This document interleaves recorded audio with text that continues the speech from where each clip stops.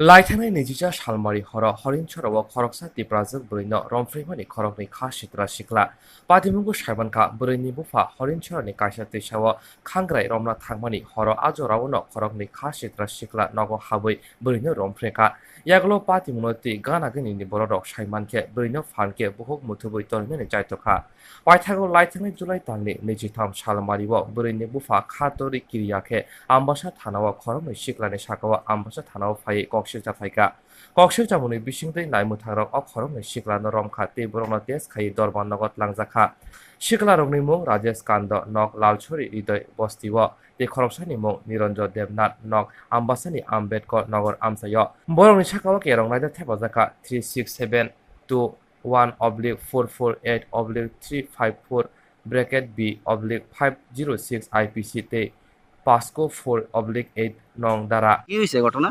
প্রথম চাইছি স্যার বুধবার রাত্রে আমার মেয়েরে রেপ করছি। কে? ওই নিরঞ্জন আর রাজেশ। আচ্ছা, রেপ কইরা আমি আইছি সকালে, গ্রামে লোক কইতেছি এখানে বইব, হ্যাঁ, তারপরে না হয়তো পাতনা রাত মীমাংসা করতে পারতো না, তোমরা যাও। আমরা আইছি থানার, থানা আইসি না, ডেলিভারি গেছি। ডেলিভারি এখন গিয়ে দাঁড়িয়ে মৌসুম একটা লেখাইয়া আছে, লেখাইয়া আনছি।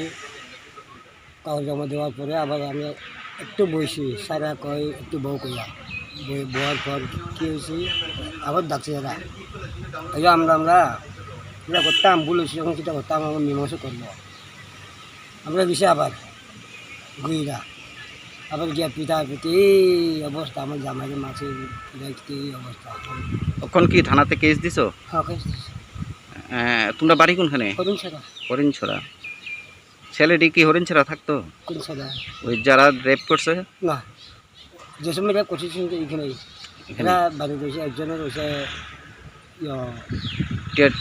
টিআরটিসি আর একজনের হৃদয় বস্তি। হ্যাঁ অবস্থা। এই রাজেশের শ্বশুর আছে এখানে, এরা সবসময় আই যাই করে।